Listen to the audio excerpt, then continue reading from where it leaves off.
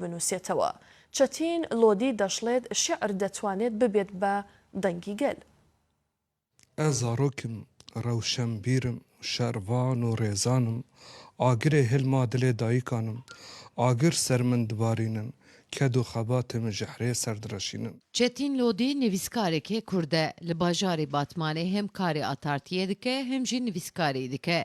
Nivîskarê Kurd bajar û gund bi gund digere, alava difroşe û li ser jiyana keç û xortên Kurdan û her wiha bûyerên ku li ser serê Kurdan tê dişopîne, li ser wan helbestan dinistîne.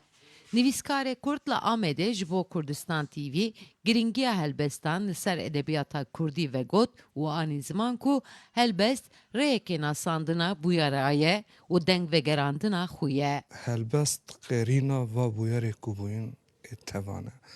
Yani heker ku helbest ne wê asta ku rihê nivîsandinê aslında helbest kurtasiyekî biçûk vegotina qêrîna dil a cîhanê a ku li ser Kurda hatî timamê.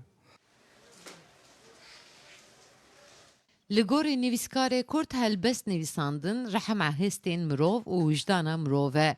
Nivîskarê Kurd amacê dike ku helbest wekî axe û giyan e. Ji bona vê yekê jî divê her ferdekê Kurd bixwaze bextewar be, dikare helbestekê binivîne û bibe dengê gelê xwe. Helbest ya rastî tenê ne mijarek em bêjin ku çaxê mirov bêje helbest tenê evîn tê bîra mirov.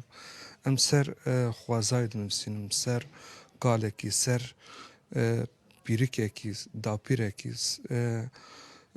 zarokekî kûçê de bînim e dinivîsînim. Helbestên attar di gelek kovaran de hatine weşandin. Her wiha du pirtûkên helbestên Kurdî jî nivîsandiye û çapgiriye. Sevda Kaplan, Kurdistan TV, Amed. بەڕێزان بڵاوکراوەی دەنگ و باسەکانمان پێشکەشکردن. بەختەوە بن.